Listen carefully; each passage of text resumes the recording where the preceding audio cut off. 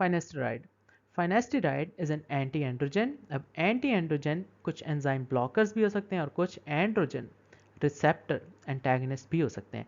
तो अगर एंजाइम की बात करें तो उसमें 5 अल्फा रिडक्टेज एंजाइम आ सकता है, और अगर रिसेप्टर ब्लॉकर्स की बात करें तो उसमें डिफरेंट ड्रग्स आ सकती हैं, for example flutamide, enzalutamide, bicalutamide, nilutamide, etcetera etcetera. तो फाइनेस्टराइड जो है, this is a 5 alpha reductase blocker, ये इस एंजाइम को ब्लॉक करेगा। अब नॉर्मली जो बॉडी के अंदर टेस्टोस्टेरोन होता है उसने चेंज होना होता है डाईहाइड्रोटेस्टोस्टेरोन में, जो कि ज़्यादा पोटेंट फॉर्म होती है।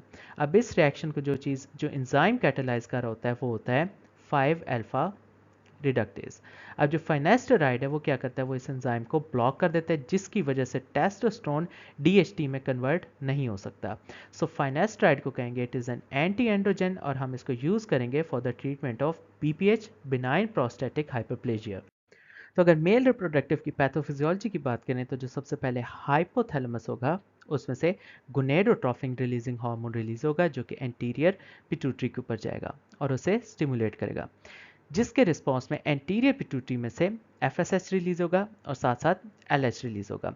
अब जो एफएसएच है वो किसे स्टिमुलेट करेगा, सर्टोली सेल्स को, और साथ साथ जो एलएच है वो किसको स्टिमुलेट करेगा, इंटरस्टिशियल सेल्स, या जिन्हें लेडिक सेल्स कहते हैं, और इन इंटरस्टिशियल सेल्स में से टेस्टोस्टेरोन रिलीज कराएगा। अभी जो टेस्टोस्टेरोन है ये नेगेटिव फीडबैक लूप के थ्रू एंटीरियर पिट्यूटरी को इनहिबिट कर सकता है, और साथ ही साथ हाइपोथैलेमस को भी नेगेटिव फीडबैक लूप के थ्रू इनहिबिट कर सकता है। इसके अलावा टेस्टोस्टेरोन क्या करेगा, गमीटोजेनेसिस को प्रमोट करेगा, जो कि सेमिनेफ्रस ट्यूब्यूल में होगी।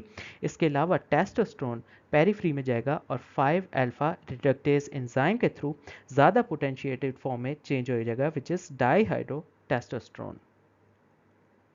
अब इस सारे सिनेरियो में हम कुछ ना कुछ ड्रग्स दे सकते हैं जो कि इस नॉर्मल पैथोफिजियोलॉजी को थोड़ा सा चेंज कर दे। फॉर एग्जांपल सबसे पहले हम 5 अल्फा रिडक्टेज इनहिबिटर्स देंगे, जिसमें आ सकता है फिनास्टराइड और डिटस्टिराइड, जो कि इस टेस्टोस्टेरोन की डाईहाइड्रोटेस्टोस्टेरोन कन्वर्जन को ब्लॉक करेंगे।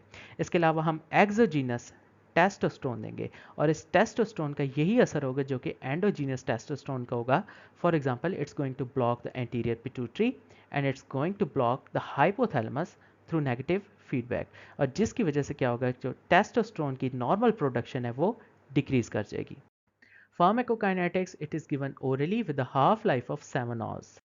क्लिनिकल यूज़, फाइनेस्टराइड को हम यूज़ कर सकते हैं बीपीएच की ट्रीटमेंट के लिए, जिसे कहते हैं बिनाइन प्रोस्टेटिक हाइपरप्लेजिया। उसके अलावा flutamide which is androgen receptor blocker, इसको हम यूज़ कर सकते हैं प्रोस्टेट कैंसर की ट्रीटमेंट के लिए।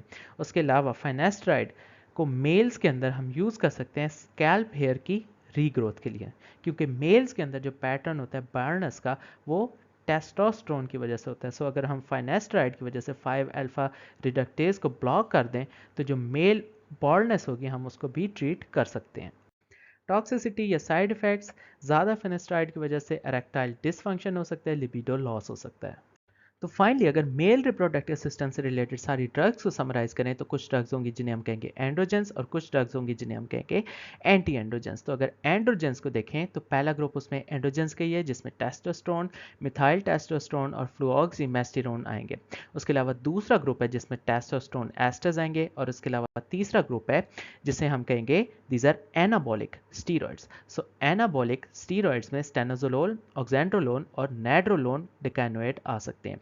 ये सारे थे हमारे पास एंड्रोजेंस। अब एंड्रोजेंस के बाद कुछ होंगे हमारे पास एंटी एंड्रोजेंस। एंटी एंड्रोजेंस में जो पहला ग्रुप है that is receptor antagonist. Receptor antagonist में आएंगे फ्लूटामाइड, बाइकलूटामाइड, नाइलूटामाइड, एंजाइलूटामाइड, सिप्रोटिरोन और स्पाइरोनोलैक्टोन।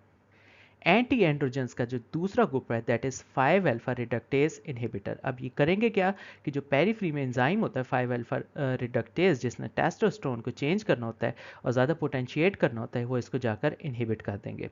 सो 5 अल्फा रिडक्टेज इनहिबिटर्स जो कि एंटी एंड्रोजेंस हैं उसमें आ सकता है फाइनेस्टराइड और डिटस्टिराइड। इसके अलावा एंटी एंड्रोजेंस का एक और ग्रुप है जिसे हम कहेंगे these are steroid synthesis inhibitors, उसमें कीटोकोनाजोल और स्पाइरोनोलैक्टोन आ सकते हैं।